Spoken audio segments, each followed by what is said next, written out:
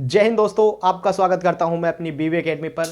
जैसे कि अब बहुत सारे बच्चे 12th पास आउट करके और वो अब कॉलेजेस में एडमिशन लेना चाहेंगे यूजी कोर्स के लिए, यानी अंडर ग्रेजुएट कोर्स के लिए।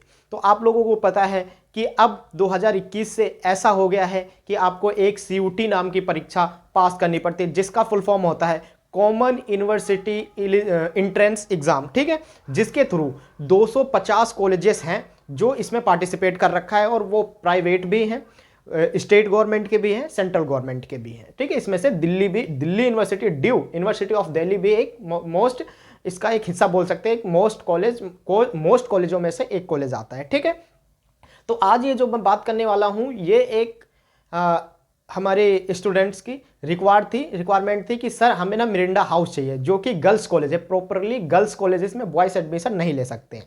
तो मेरे को उसके बारे में कुछ बताओ कि वो कैसे मिल सकता है, उसकी रैंक कैसी जाती है, वो क्या चीज़ है, उसकी क्या क्वालिटीज़ हैं जो इतनी उसकी रैंक जाती है।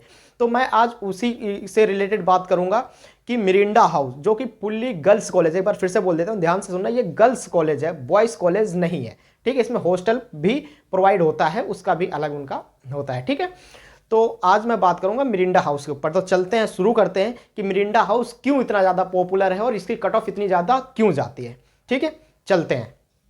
जैसे कि मैंने लिखा है मिरिंडा हाउस, ठीक है, जो कि मिरिंडा हाउस कॉलेज का नाम है।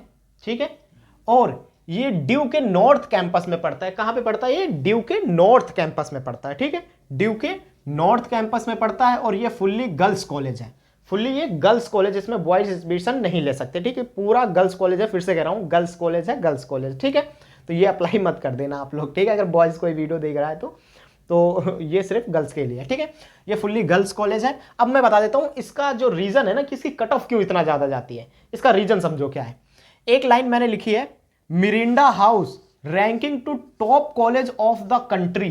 ये कंट्री की सबसे टॉप कॉलेजों में से एक कॉलेज है, जो कि है मिरिंडा हाउस, नॉर्थ कैंपस के अंदर है, ड्यू का एक कॉलेज है। ठीक है, इसलिए इसकी रैंक इतना हाई है। आपने एक सुना होगा NIRF, NIRF, ये रैंक मिलते हैं। जैसे कि आप किसी कॉलेज में रहोगे तो उसकी रैंक डिसाइड होती है कि कौन सा कॉलेज कितना अच्छा है। तो उसकी जो ये NIRF रैंक जो है वो फर्स्ट है। क्या है? NIRF रैंक जो है वो फर्स्ट है उसकी, इसलिए इसकी ज्यादा डिमांड है। दूसरी बात, NAAC, मैंने फुल फॉर्म ले रखे, अगर आपको पढ़ना चाहते हो तो पढ़ भी सकते हो। ठीक है, जैसे कि national institutional ranking for framework. ठीक है, तो इसकी फर्स्ट है। ऐसी मैंने NAAC की भी लिख रखी है। ये देखो क्या है कि इसकी ग्रेड 1 प्लस फर्स्ट सर्कल यानी मॉर्निंग।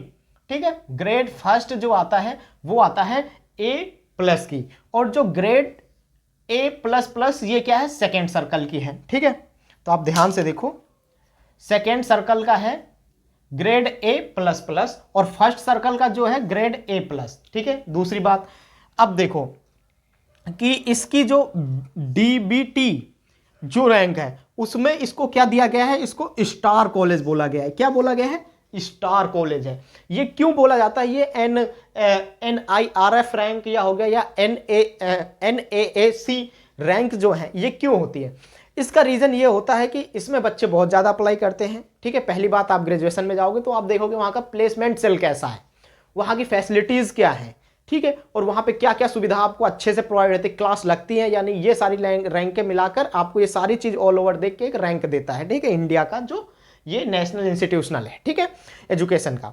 तो ये वहाँ पे देखता है कि आपकी रैंक क्या है। तो ये सारी चीज़ें हो गई। अब जब बच्चा वहाँ पे एडमिशन लेता है तो वो देखेगा कॉलेज की प्लेसमेंट क्या है। तो इसकी बहुत अच्छी प्लेसमेंट जाती है, बहुत अच्छी इन द सेंस ये नहीं कि 10,000 वाली चली गई। इसमें जो बच्चे होते हैं वो भी मोस्ट इंटेलिजेंट होते हैं, जो लड़कियां होती हैं बहुत मोस्ट इंटेलिजेंट होती हैं, और उसके बाद उनका जो प्लेसमेंट सेल होता है वो उनका लाखों में जाता है। ठीक है, कि इतने लाख पर एनम, इतना लाख पर एनम, वो उनका प्लेसमेंट सेल होता है। इसीलिए ये जो रहती है, क्या कहते हैं, इनकी जो कट ऑफ जाता है CUT का हो गया, या पहले जो मार्कशीट बेस पे था, 12th बेस एग्जाम पे था, ठीक है, परसेंटेज बेस पे था उसका। ठीक है, तो इसीलिए इतना ज़्यादा ये पॉपुलर है, और इसीलिए इसकी रैंकिंग ज़्यादा है, इसीलिए इसकी कट ऑफ ज़्यादा आती है। अब मैं आपको एक डाटा दिखाता हूँ छोटा सा कि रैंक कैसी थी। हम दिखाते हैं आपको कट ऑफ कोर्स और 2023 की, आपको हम दिखाते हैं 2023 की कोर्स कट ऑफ ईयर 2023 का। आप देखो, अब जो इसका बीए प्रोग्राम का गया था, बीए प्रोग्राम का गया था 100 में से 99, 100 में से 99 इसका कट ऑफ गया था, जर्नल का मैं बता रहा हूं, ठीक है। उसके बाद हिंदी ऑनर्स का जो गया था 98 गया था 100 में से, ठीक है। उसके बाद बीएससी जो होता है उसका गया था 99 100 में से, ठीक है। अब मैं आपको कुछ बता देता हूं कि जो मैंने रिसर्च करी, जो देखा मैंने लोगों से, उसमें पूछा जिन जिन जो मेरे उसमें रिलेटेड, जो मेरी जान पहचान की पढ़ रही हैं लड़कियां, उनसे मैंने पूछा। तो एक है इकोनॉमिक्स ऑनर्स की, जो जर्नल कैटेगरी से आती है, उसके सीयूटी स्कोर था 728, 728, ठीक है। एक है वो है ज्योग्राफी ऑनर्स से, ठीक है, ज्योग्राफी ऑनर्स से, जिस जो जर्नल कैटेगरी से 784 यानी 784, और एक है बीए पॉलिटिकल साइंस ऑनर्स से, जिसके है जनरल कैटेगरी से है, और वो है 787 यानी 787, 800 में से। ये है इसकी जो सीयूटी परसेंटाइल 2023 की, ठीक है। देख लो कितना हाई है इसका, ठीक है। ये सारी जर्नल की बता, अब मैंने आपको जर्नल की बता दी है, तो आप इससे EB, OBC, SC, ST, EWS को आप समझ सकते हो कि अगर आपको जर्नल की पता चल गई कि लास्ट इतनी थी, तो आपको पता चल जाएगी उससे 2-4 नंबर कम रहते हैं, बस ज्यादा नहीं रहता, ठीक है। तो आप जर्नल को फोकस करो, अगर ओबीसी, एससी, एसटी हो तो, और अगर आप ओबीसी हो तो आपको इसमें एनसीएल की रिक्वायरमेंट पड़ेगी, ठीक है। एनसीएल नॉन क्रीमीलियर करके एक सर्टिफिकेट बनता है ओबीसी का, ठीक है। ये जरूर लगाओगे, जब भी आपको ओबीसी का बेनिफिट मिलेगा, नहीं तो नहीं मिलेगा, ठीक है। जैसे कि मेरा था, मैं भी ओबीसी से आता हूं, लेकिन मेरा ओबीसी में एनसीएल सर्टिफिकेट नहीं था, तो फिर मैंने जर्नल से अप्लाई करके मेरे को श्यामलाल कॉलेज इवनिंग मिला था, और मैं वहां पे अपनी ग्रेजुएशन कंप्लीट कर रहा हूं हिंदी प्लस कंप्यूटर एप्लीकेशन से, और मेरा बीए प्रोग्राम 2nd ईयर है, ठीक है, 4th सेमेस्टर, ठीक है। अब बात करते हैं डोमेन, लैंग्वेज और जर्नल टेस्ट। मोस्ट इंपॉर्टेंट ये चीज है, ये आप जरूर समझो कि ये कैसे आपको फिल करते हो और किस हिसाब से इसे देखना है, ठीक है। आपको समझना बहुत जरूरी है कि जैसे एक ए नाम का बच्चा था, जिसने अपने 12th के सब्जेक्ट बेस पर, जैसे जिससे मेरे से क्वेश्चन पूछा था, उसके जो सब्जेक्ट थे मैंने उसके लिए हैं, जैसे उसके पास थी पीएस यानी पॉलिटिकल, हिस्ट्री और होम साइंस, ठीक है।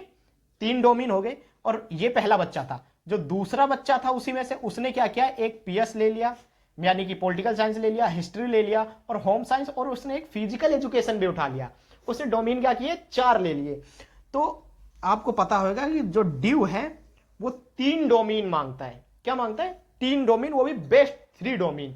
आप कितने भी सब्जेक्ट ले रहे हो 12th बेस पे, वो 3 डोमेन मांगता है बेस्ट में से। अब सपोज करो इसके 180 और 90 नंबर मिलेंगे, और इसके जैसे किसी सब्जेक्ट में कम नंबर आ गया तो उसको हटा देगा। जैसे कि इसमें आपका होम साइंस में कम नंबर, तो इसका नहीं जोड़ेगा वो।